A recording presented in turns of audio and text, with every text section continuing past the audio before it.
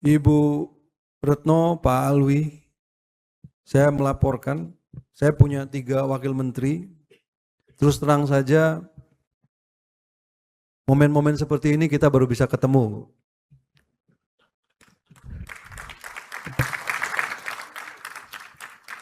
Masing-masing beliau ada di mana-mana dengan urusan dan tanggung jawabnya masing-masing. Dan sejujurnya saya merasa masih kurang 3 ini.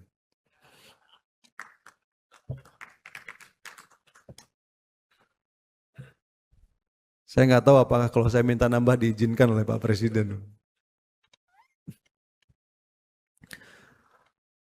Karena itu Kementerian Luar Negeri kemudian dengan langkah-langkah dan upaya-upaya yang dilakukan oleh Bapak Wakil Menteri Luar Negeri Anies Mata menyusun peta jalan kerjasama dengan dunia Islam yang merupakan satu contoh kerangka kebijakan yang lebih terstruktur, berjangka panjang dan berorientasi hasil. Diplomasi Indonesia di dunia Islam juga kita terjemahkan dalam langkah konkret. Dan langkah konkret ini merupakan cita-cita yang selama ini diharapkan oleh Bapak Presiden, yaitu terwujudnya sebuah inisiatif Kampung Haji Indonesia di Mekah sebagai bagian dari penguatan kapasitas negara sebagai bentuk dan wujud dari kehadiran negara dalam meningkatkan kualitas layanan dan fasilitas bagi jemaah haji dan umroh Indonesia. Namun tentu saja dinamika dunia Islam hari ini tidak hanya berkaitan dengan kerjasama dan pelayanan. Di sejumlah kawasan, krisis masih berlarut tanpa ada upaya yang nyata terlihat untuk menghentikannya.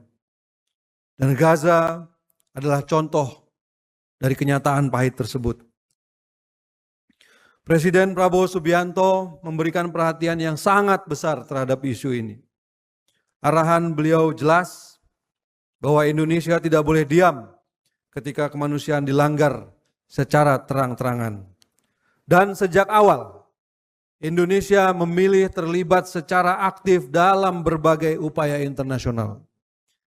Termasuk menjadi co-chair working group yang menghasilkan New York Declaration dan terlibat dalam mendorong implementasi dari Sharm el-Sheikh Peace Summit.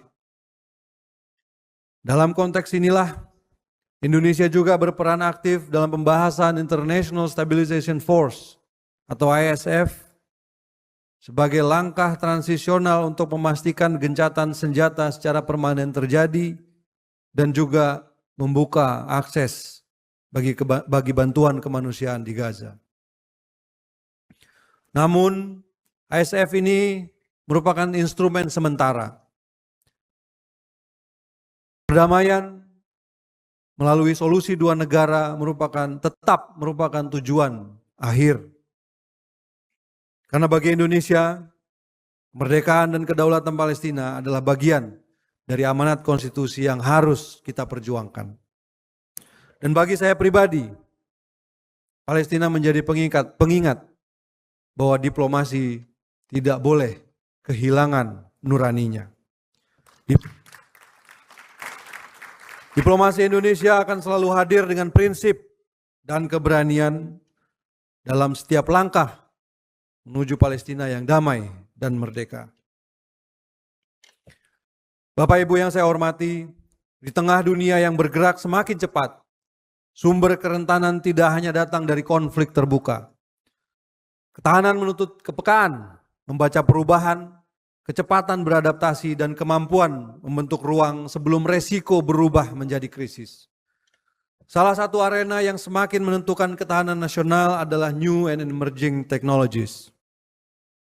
Kecerdasan artifisial, ruang siber, dan teknologi dual use juga telah mengubah landscape kekuatan global.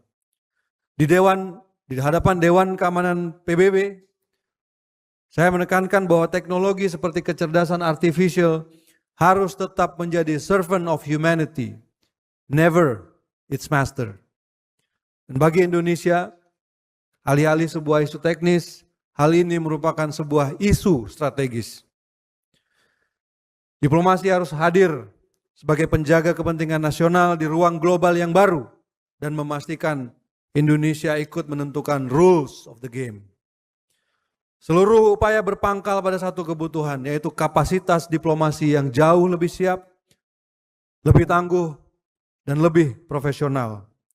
Oleh karena itu, penguatan infrastruktur diplomasi menjadi sebuah keniscayaan. Dan ini bukan merupakan sebuah agenda administratif, tetapi merupakan investasi dari ketahanan nasional. Di dunia yang bergerak di dalam survival mode, negara yang lambat, rapuh, atau tidak siap akan terpinggirkan. Dan dalam konteks ini, diplomat Indonesia adalah steward of national resilience yang menentukan arah diplomasi bagi perwujudan ketahanan nasional. Download Tribun X sekarang, menghadirkan lokal menjadi Indonesia.